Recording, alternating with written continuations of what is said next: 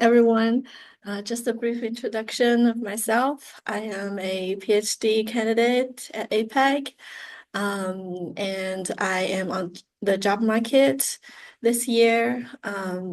So it's a good time to talk about teaching as a graduate student because I get to see what is important at the job market.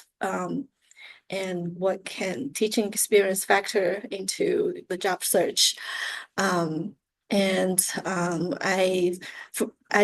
been a teaching assistant for most part of my PhD, and I also taught as instructor of record at a liberal arts college in Minnesota. So, and I hope this presentation to be more like a discussion, like people contributing their thoughts about teaching as a graduate student. And so I hope to start the talk with a question about why teach as a graduate student? What is the pros and cons of teaching when you are like dealing with a lot of things in graduate school, like taking courses, trying to figure out your research, like if you see someone is hiring a TA or a instructor, what are the thoughts going through your mind looking at this advertisement? So yeah, can anyone talk about the pros or cons about teaching? One pro would be experience, like in the line of this. Yes, yeah, a big booster of your CV. A con is it so time consuming, or it can be as time consuming as you allow it to be. Because you want to do a good job, but then you also like have several other directions that you're being pulled in. That's so true.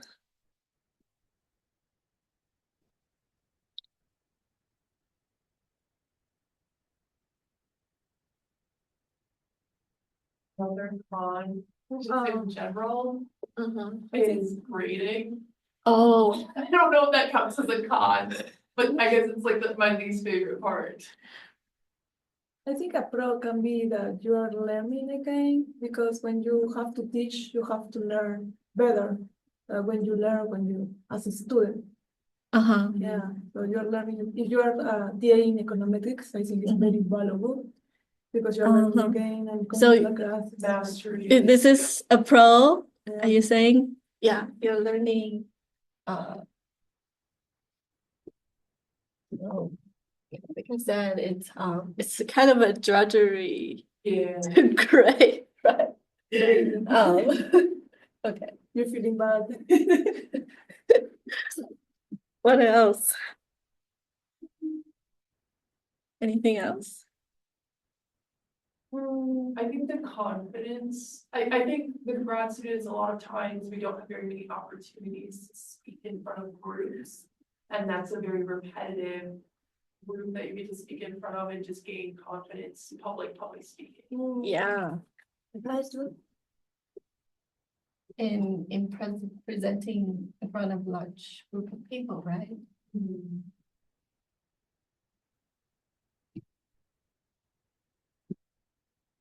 I think another pro can be that if you are working like the third year, fourth year of a PhD program, and you are teaching the first year or second year, you are knowing this new generation that is entering into your program and making it working. I think in some way. Yeah. So you mean you enjoy helping younger cohorts of Helping students? new cohorts, and also knowing who is entering and what is the background. And maybe you have some you share Interest, some yeah. common interest. Yeah, Yeah. knowing the students.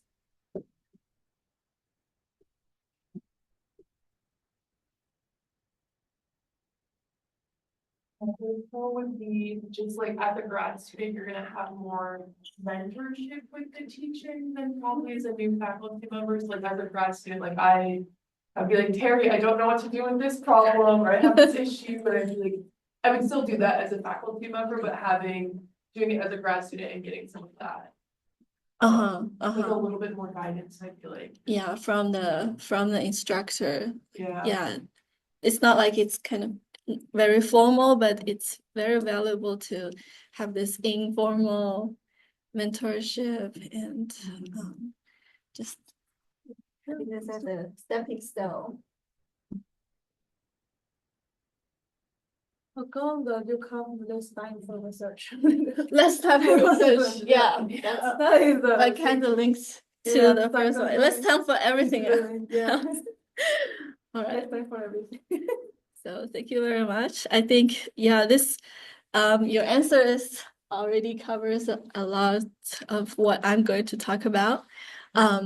So I think yeah, obviously teaching can be a very good source of funding. And a chance to work with faculty and not just getting mentorship about teaching, but also like building. I think it's valuable to build the relationship and having the chance for the faculty to know you well. And if you do a good job, they're very willing to write a positive, strong recommendation letter when you are on the job market. And that's another thing, very valuable thing. And I think for me, it's very helpful to have a somewhat structured working schedule, especially beyond the third year, when we're no longer taking classes.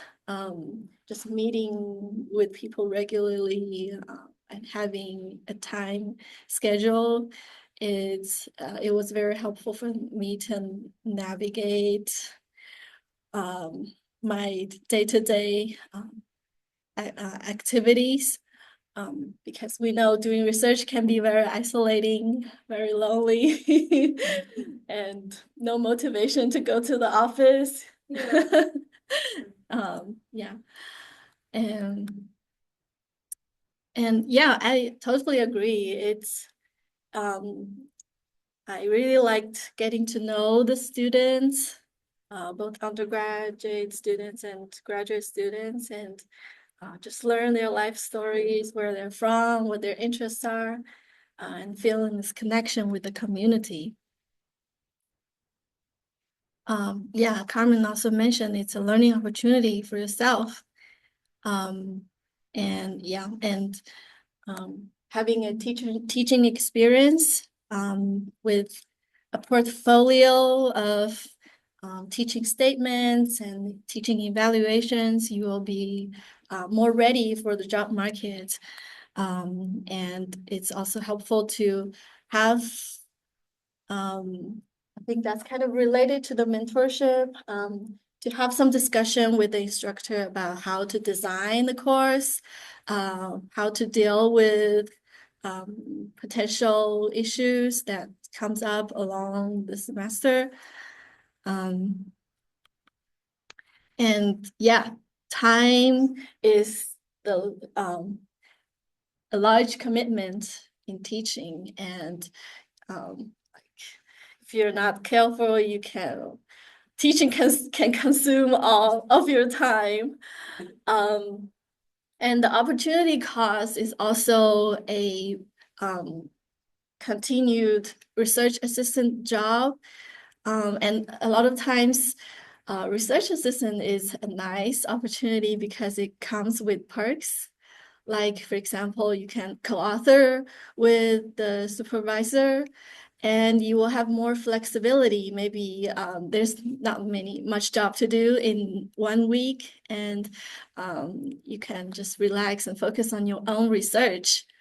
And there are other things people like about being RA. A lot of them get continued RA-ship for several years, and they don't need to worry about finding the next job. And that's also another plus.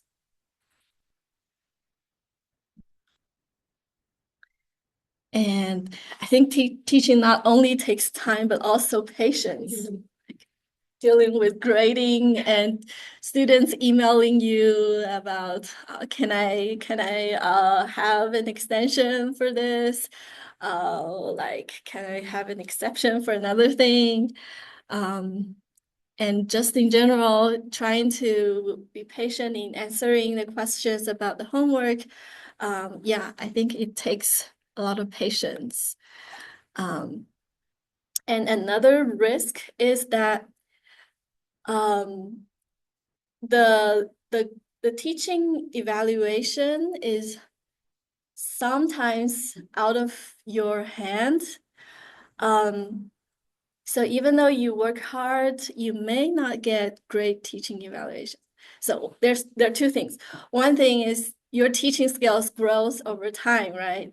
For me, I TA'd for an undergrad course for 3 semesters, and I can see clearly my teaching evaluation was not great at the beginning, but it grew better. So there's this part of yourself growing. So if you only do it for 1 or 2 semesters, you may not get a good evaluation at the first semester. And there are other things out of your control, like for in my experience, it really depends on the cohort. Sometimes students who take the course in the spring semester is vastly different than the students to take it in the fall semester. I don't know why. Just some idiosyncrasy, maybe in terms of their learning motivation. So, so that will also affect how they evaluate your teaching. And so even if it's the same course, you might get different teaching evaluations in different semesters with different cohorts. So that's another thing. And so we have discussed the pros and cons of teaching during the course of the graduate school and how does it help. I want to highlight it can also be helpful beyond PhD.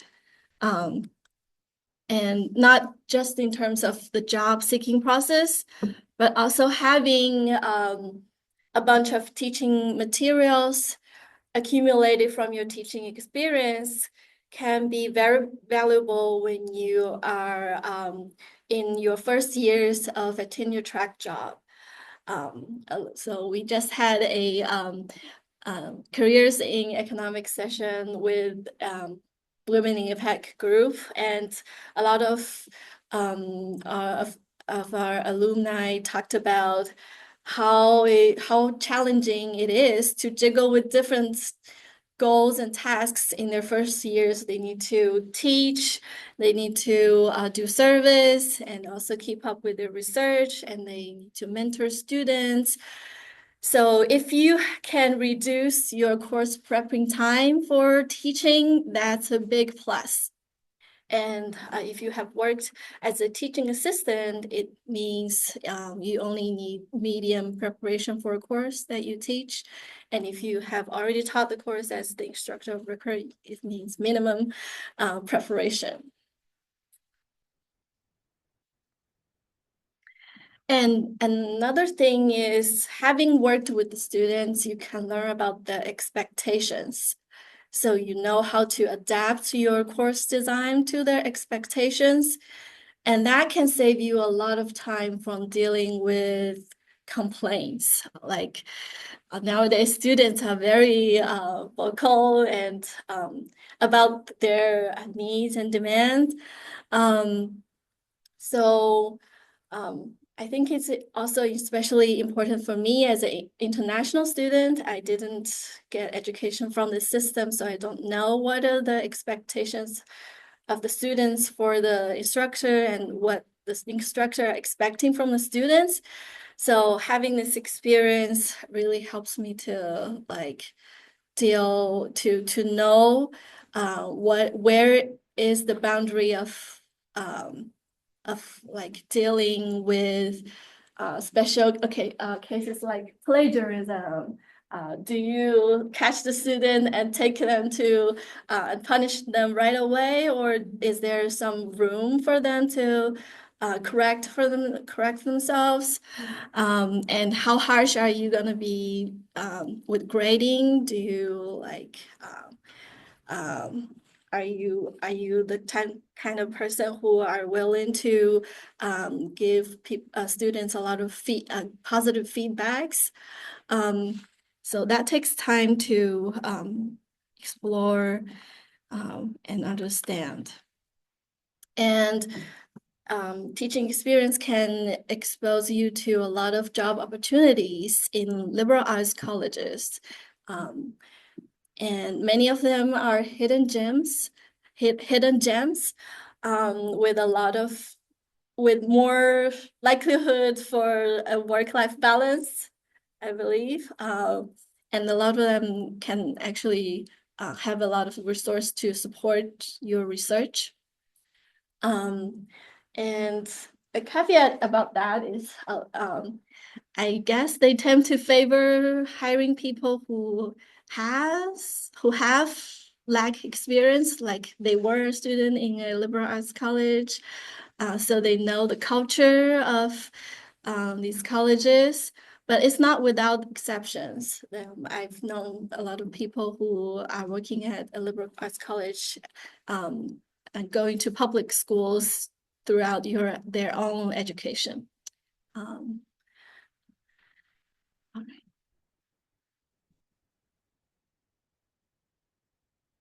And yeah, also a lot of research universities value teaching too. So although people talk about research all the time, you can see that within a faculty group, there are people who are better at teaching and other people better at doing research, other people better at getting fundings.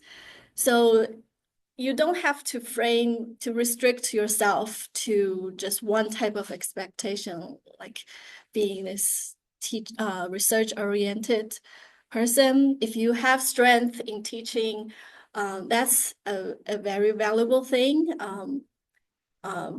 Universities are looking for people who can teach their undergraduate students and grow their student body and offer a cutting edge teaching quality. So yeah, you don't need to feel apologetic about being good at teaching, and rather you should think this as um, your strength. So what are the teaching opportunities out there at the University of Minnesota? First, we can look for TAing jobs in the departments and the School of Public Health and Carson schools. These Carson School and the School of Public Health appears to me are the departments that are focused a lot on teaching quality. So they hire a lot of TAs and their instructors are like exceptional. They are really good. Yeah, actually, I had the best learning student experience when I took a course at the School of Public Health, and I learned a lot about teaching from that professor. So yeah, just keep an eye out for their hiring emails, and you can also just reach out to the DGS, ask if they have openings. I think for APAC it's getting more competitive these years, but yeah. Everything's competitive. Yeah, so don't restrict yourself within the department.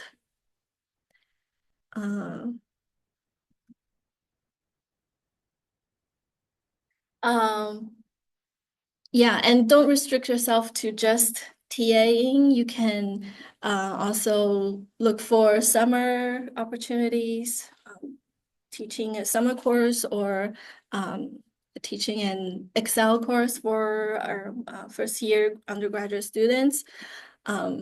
I think the summer courses is a really good opportunity for people who already have an RA-ship, and they don't want to disrupt the RA to do a TA for one semester. So you can do it in the summer without interrupting the RA-ship. And the courses are shorter, so you don't need to invest so much time. But it's consuming also in summer. Like 1 month, just that. Yeah, Yeah. absolutely. But for the like principles of I've known people who taught principles of economics in the summer, and there already some course materials from previous instructors. So you don't have to do everything from scratch. They will be happy to hand the material to you so you can adapt on it. And the same for the R review and math review courses. And being in a big city has means we have a lot of opportunities to adjunct at other colleges around the Twin Cities.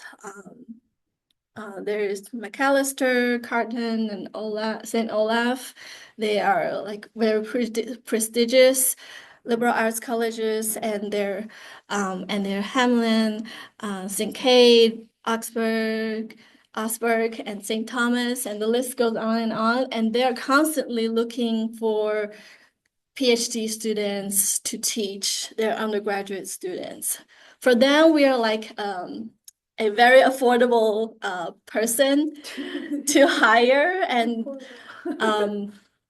especially for teaching their first year courses, introductory level courses. But like professor or like teacher assistant?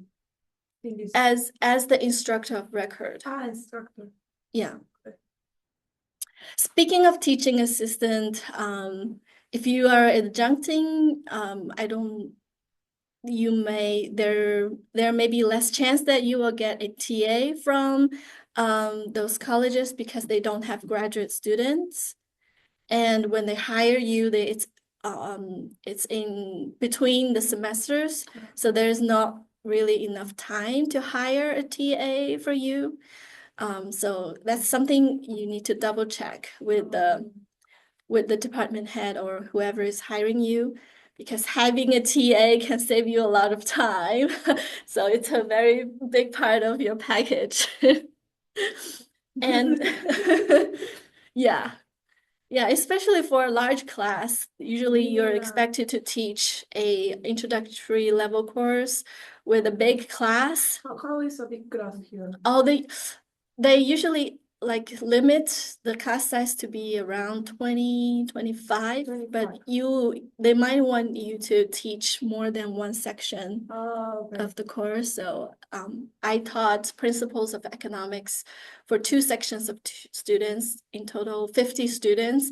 I did all the grading by myself. Yeah, it was painful in that way.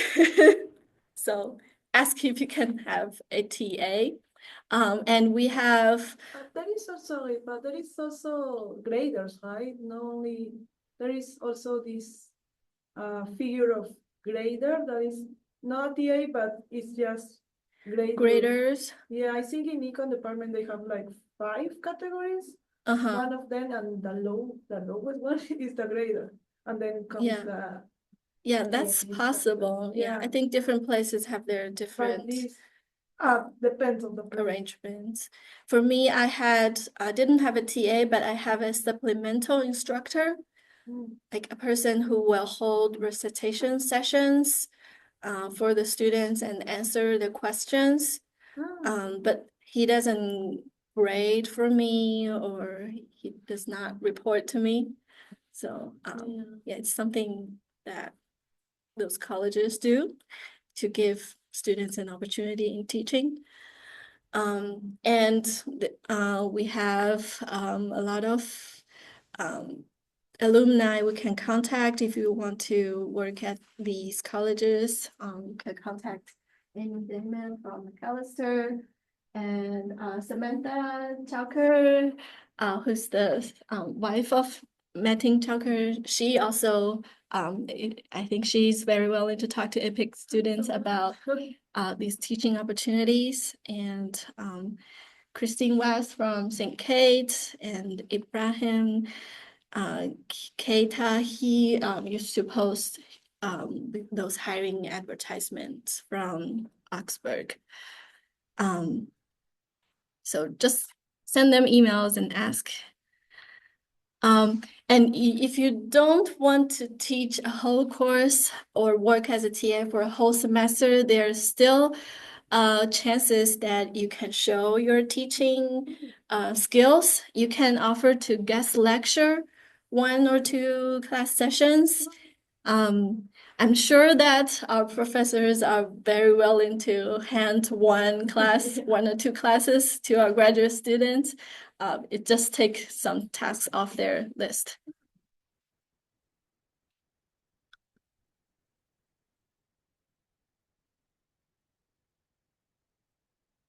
So next I'm going to talk about what I learned from my own teaching experience, and hopefully that it can be informative to those who are teaching and thinking about teaching.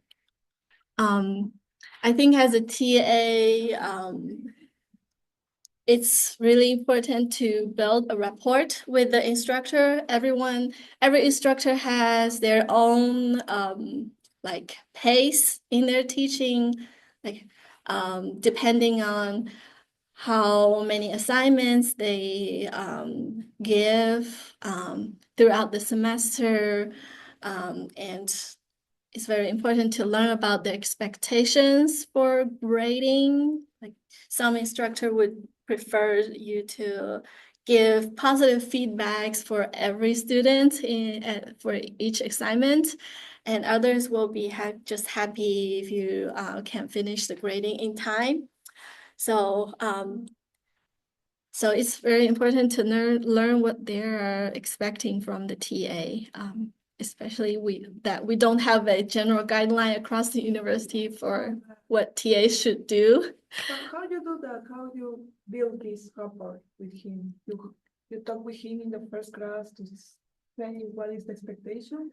I usually would touch base with them like 1 or 2 weeks before the semester to ask them if they can send me a syllabus or tell me what the textbook is.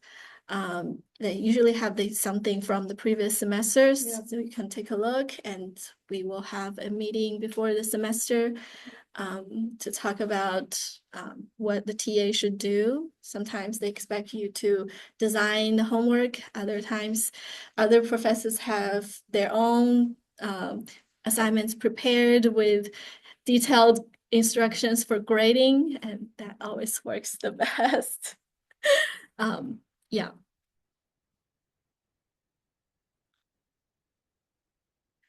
And for me, I really like to spend a good amount of time on class preparation. For me, it's also a learning opportunity for myself, because nothing helps one learn better than having to teach the thing. And from the student feedback, I can tell that they really like that I can tell a good story or offer them a framework of what they're learning, like taking them to a higher level and guiding them through different parts of the course.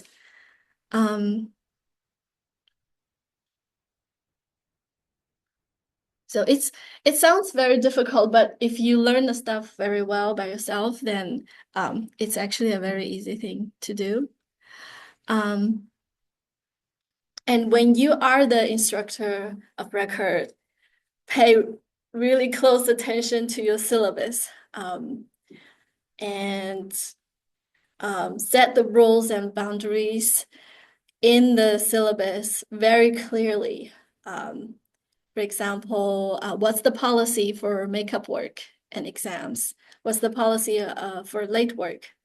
And what is the office hour? You'll be surprised how many students don't know about the office hour. Yeah, so yeah, talk to them, tell them about your expectations about answering questions. Should they only come to you during the office hours, or are you willing to set up a separate meeting out of these hours? Can you do it remotely? Can you do it over the weekend? Yeah, just whatever you're comfortable with, just tell them straightforward. This way you will prevent a lot of emails towards the end of the semester asking you, I did not do this assignment. Can I make it up right now? Yeah. And it will save you a lot of time from dealing with these kind of emails. On that same point, one thing that I added in mine was like to alleviate, so like homeworks are due at midnight or whatever, and to alleviate the like 5 p.m. onward emails, like the evening emails, I was like, one thing I added in my syllabus was like, I do not respond to emails past 5 p.m. So if you're emailing me at 5:30 about a homework that's due at midnight, like you're out of luck. So if you email me after 5 p.m., I will respond like the next business day. So I was like another like very key piece, because I was like, I will not. That's a very good strategy. Respond at 7 Yeah. p.m. Yeah. So like on that same thing, just like another thing to add to this syllabus. Like, yeah. Over time, you will have a feeling of how students respond to the submission time.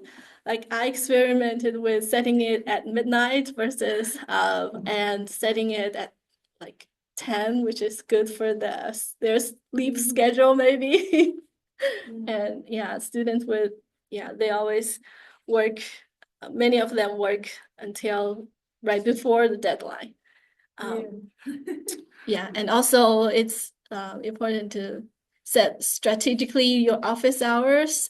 They usually need a lot of help right before the deadline of the homework.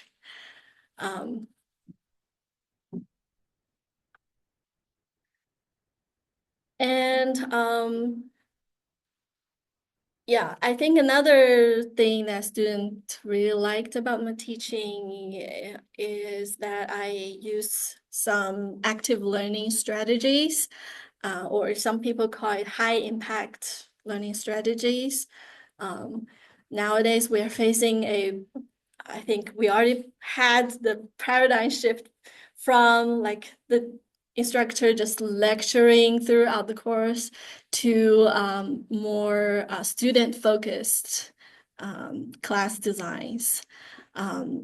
Basically, you don't want them to hear you lecture for 15 minutes, especially for the younger cohorts. Their attention span, their ability to focus are diminished over the years.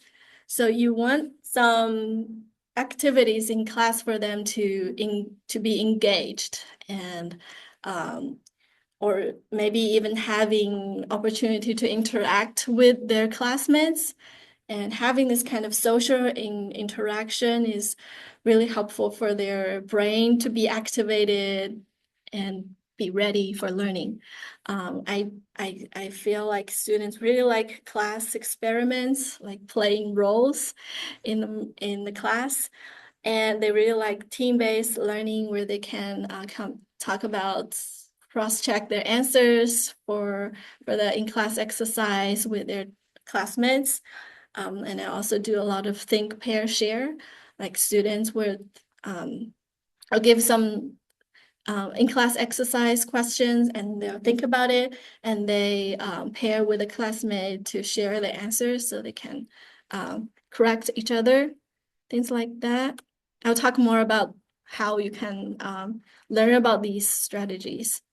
And another thing is it's really good to give students chance to have their voice about their opinions about the course, and also even have some one-to-one conversations about their challenges, especially for students who are struggling. You can easily identify them from their record of absence, like they're not handling their assignments.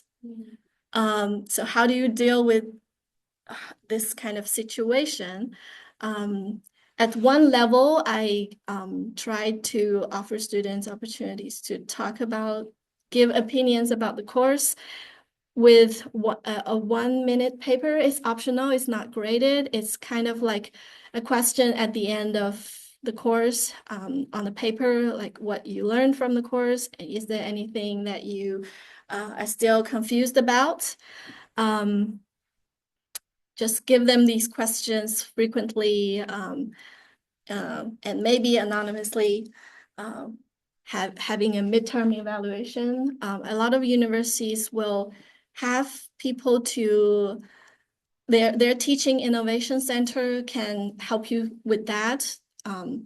Like they can send one person to host the evaluation so that students can give feedbacks to that person, and that person can write down the students' feedback in a very organized way and give it back to you.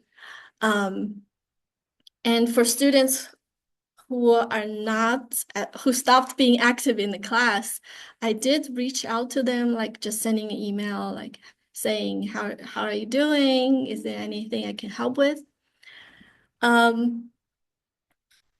There,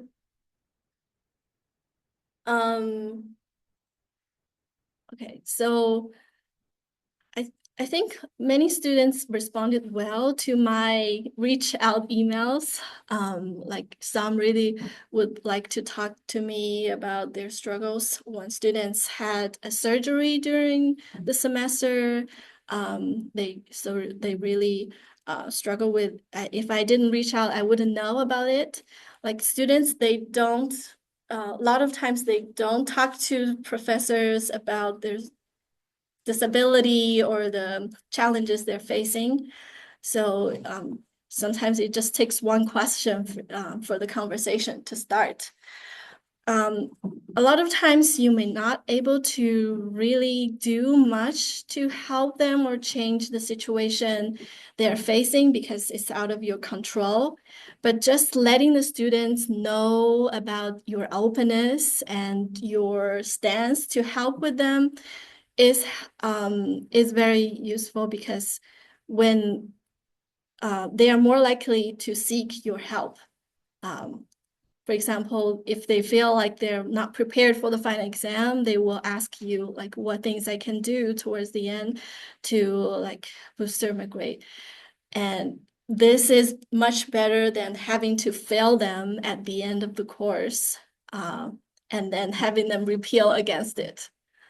Like, yeah, it's better to have the students on your side and try to help as early as possible.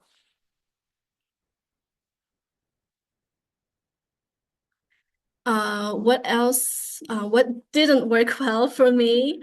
I guess one mistake I made was trying to get a little bit more challenging with the introductory level undergrad course. Like I heard from my colleagues that students are really interested in quantitative methods, so I tried to experiment with introducing R to the students, and they really didn't like it.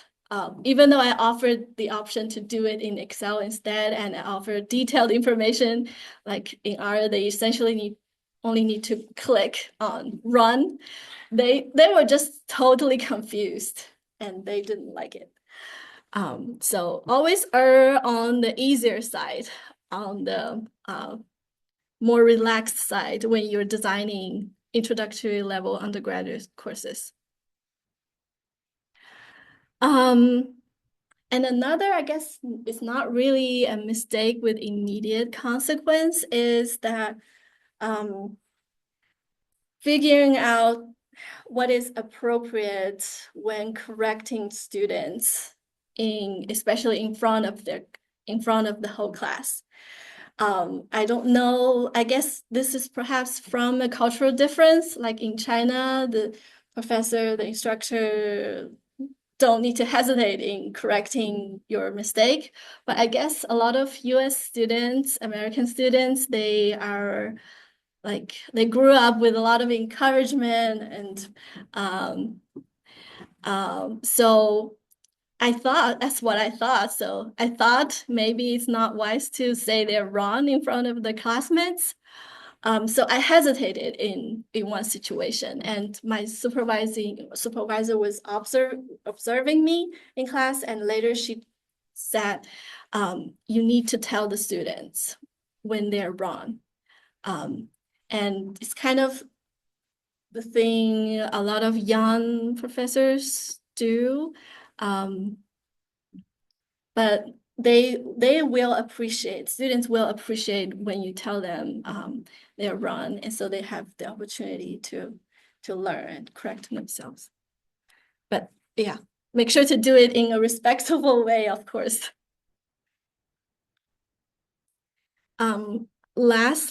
The second last thing is I want to talk about the mindset when thinking about teaching, because there are different voices I heard throughout the program. Like, I heard people saying teaching is useless, don't waste your time, just focus on your research.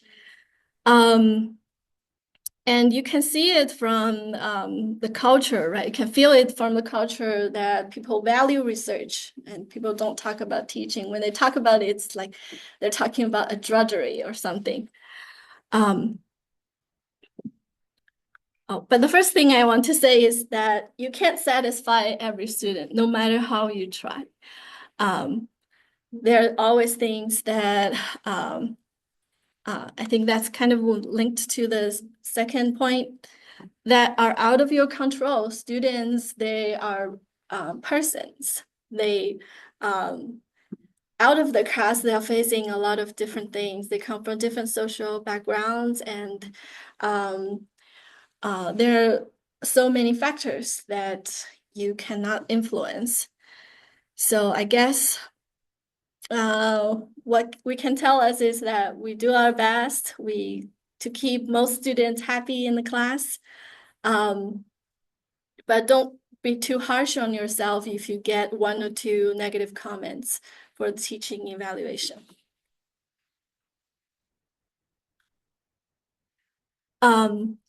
And the third thing is, yeah, we have the feeling that teaching is not as valued as research and other things. So instead of being apologetic being good at teaching or spending a lot of time in teaching, I think it's better to think about the evaluation system. Why is teaching under-evaluated? Is it my problem that teaching is under-evaluated? Maybe it's no one's problem. It's just a mismatch. If you are really good at teaching and you love teaching and you feel you're native in teaching, then perhaps it's better for you to find a place where your skills and strengths are valued.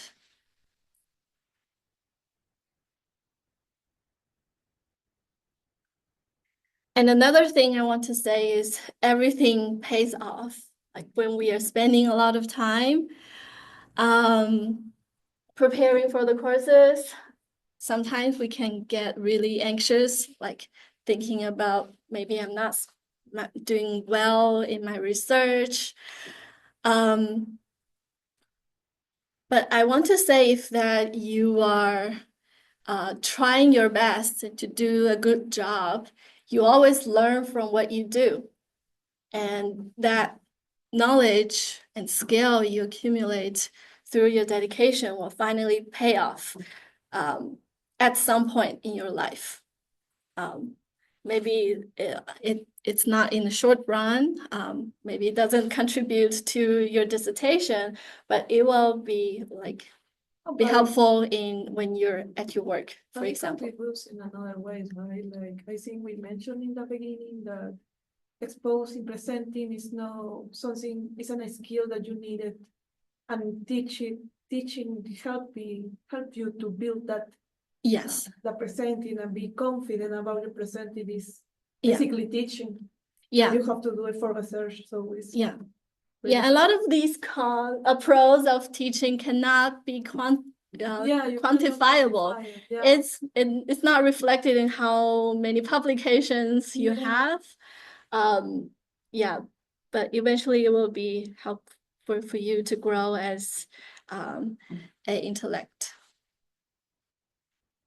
And finally, here are some resources for you to grow your teaching skills. If you don't know already, there's a Preparing for Future Faculty program. I took the first course. My favorite part of the course is that they will help you develop your own teaching statement. They'll tell you what are the essential parts of the statement, and when you write it, the instructor will help to review your statement, and you will have the document ready for your job market. So, the job market search. You will have one less thing to worry about When you recommend when you to go take to the that job course? market. Sorry? When you recommend to take this course? Maybe in the second or third year. It's not really like any challenge. It's not challenging at any level. There are mini teaching sessions throughout the course. But basically you just experiment with teaching a simple concept to people from another discipline. So you don't need to be like very super good advanced with your research or coursework to do it. And other people who took the second half of the program really liked having a faculty as their mentor and sit in a class they teach and give them feedback. And at UMM, we have the Center for Educational Innovation, and they offer a lot of trainings and workshops. I find the part about inclusive course design is most helpful for developing my statement for the job market. So basically, a lot of liberal arts colleges today, they expect you to tell them your thoughts about working with a diverse body of students in your teaching statement. So if you have some experience or some thoughts about this, it's a very valuable skill. And the UMN also has a teaching with writing program. They have workshops to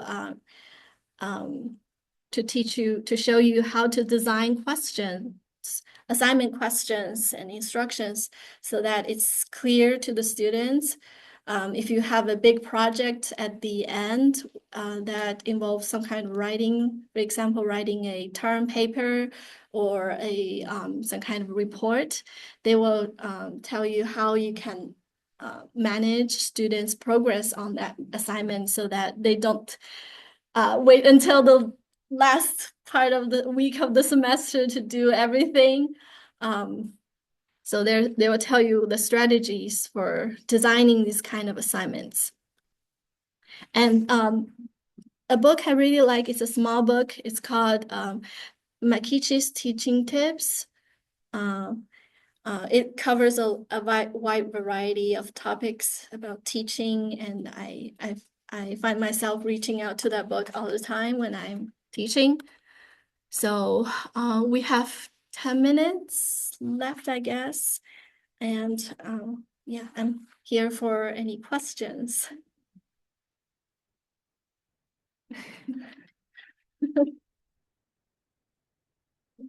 Sure, because I'm making the question during the presentation. Yeah. And, you have?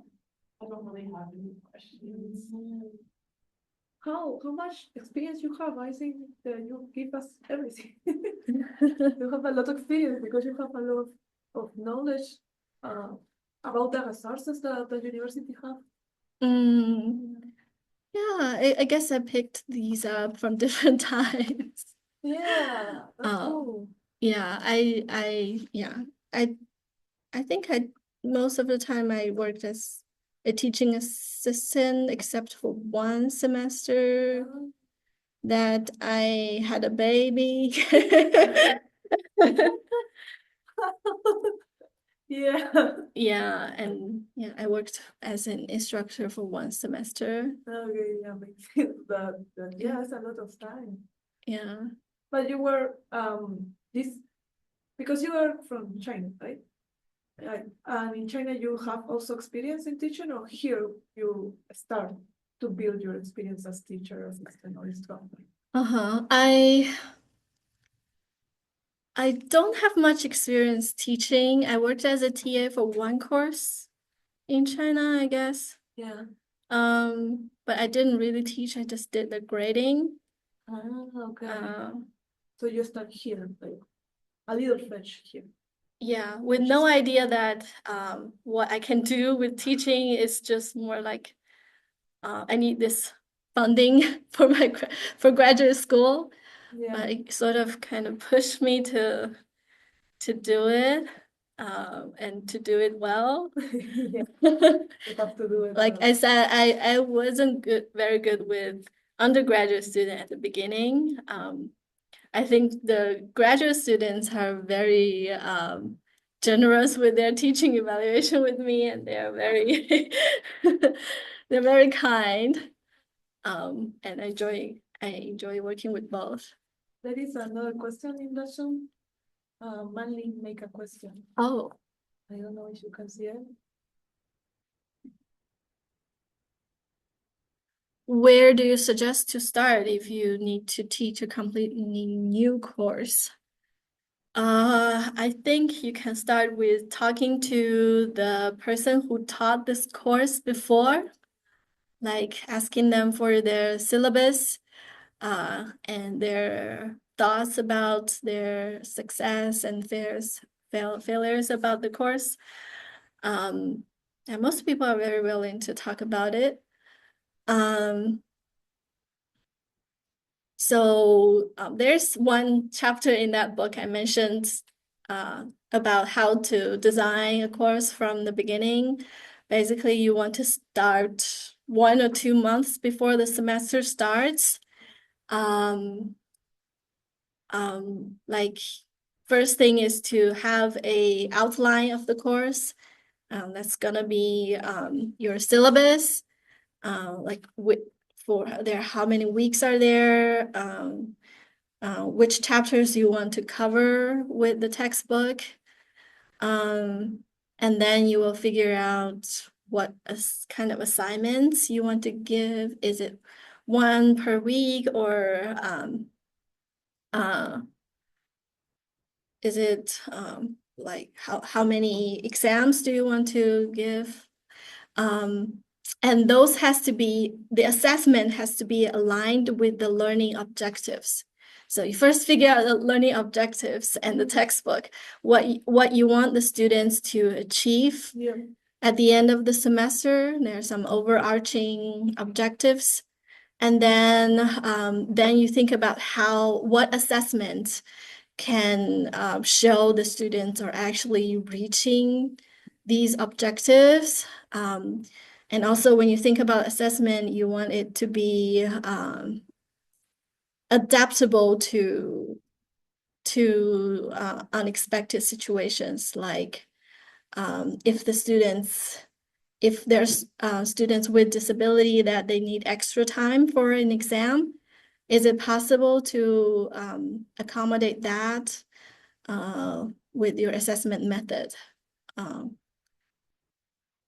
And then, and then after that, you will have a framework, a logic for your syllabus, and then you just fill in the content for each week.